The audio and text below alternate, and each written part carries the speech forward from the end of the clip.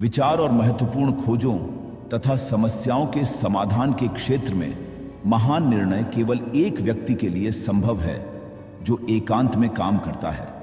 खुद के साथ पूरी तरह ईमानदार होना एक अच्छा व्यायाम है। एक महान प्रश्न जिसका उत्तर कभी नहीं दिया गया है और स्त्रियों पर अपने 30 साल के शोध के बावजूद जिसका उत्तर मैं नहीं दे पाया हूं वो है कि एक औरत क्या चाहती है। शब्दों में जादुई शक्ति होती है। वे या तो सबसे बड़ी खुशी या सबसे गहरी निराशा ला सकते हैं। वे शिक्षक से छात्र को ज्ञान हस्तांतरित कर सकते हैं। शब्द वक्ता को अपने श्रोताओं को प्रभावित करने और उसके निर्णयों को निर्देशित करने में सक्षम बनाते हैं।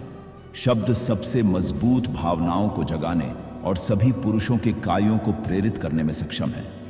एक पागल जागता हुआ स्वप्न देखने वाला है। मनुष्य मजाकिया हैं। वे उस व्यक्ति के साथ रहना चाहते हैं जिससे वे प्यार करते हैं, लेकिन खुले तौर पर स्वीकार करने से इनकार करते हैं। कुछ तो डर के मारे स्नेह की जरा सी भी निशानी दिखाने से डरते हैं। डर है कि उनकी भावनाओं को पहचाना नहीं जा सकता है।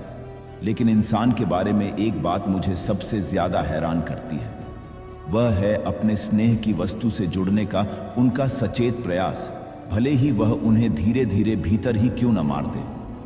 नेक व्यक्ति वही सपने देखकर संतुष्ट हो जाता है जो दुष्ट व्यक्ति वास्तविक जीवन में करता है।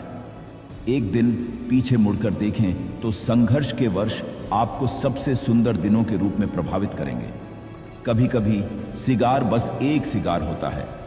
हमारी अत्यधिक मूल्यवान सांस्कृतिक विरासत का अधिकांश हिस्सा कामुकता की कीमत पर हासिल किया गया है।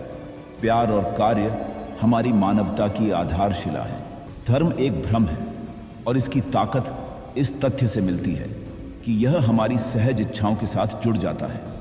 जाहिर न की गई भावनाएं कभी नहीं मरेंगी, उन्हें जिंदा दफना दिया गया है और बाद में वे और भी बदसूरत तरीके से सामने आएंगी। आपकी कमजोरियों में से आपकी ताकत आएगी। लालसा और अभाव के रूप में प्रेम आत्मसम्मान को कम करता है। वयस्क महिलाओं का यौन जीवन मनोविज्ञान के लिए एक अंधेरा महाद्वीप है। यौन मामलों में इंसान का व्यवहार अक्सर उसके जीवन में प्रतिक्रिया के अन्य तरीकों का एक प्रोटोटाइप होता है। मनुष्य को खुश रहना चाहिए, यह मंशा सृष्टि की योजना में नहीं है। त्रुटि से त्रुटि तक व्यक्ति को संपूर्ण सत्य का पता चलता है। हस्त मैथुन में एकमात्र शर्म की बात यह है कि इसे अच्छे से नहीं किया गया। मैं केवल एक ही बात निश्चित रूप से जानता हूं और वह यह है कि मनुष्य के मूल्य संबंधी निर्णय सीधे उसकी खुशी की इच्छाओं से आते हैं। तदनुसार वे तर्कों के साथ उसके भ्रम का समर्थन करने का प्रयास है। सुंदरता का कोई स्पष्ट उपयोग नहीं है, ना ही इसकी कोई स्पष्ट सांस्कृतिक आवश्यकता है। फिर भी सभ्यता इसके बिना नहीं चल सकती।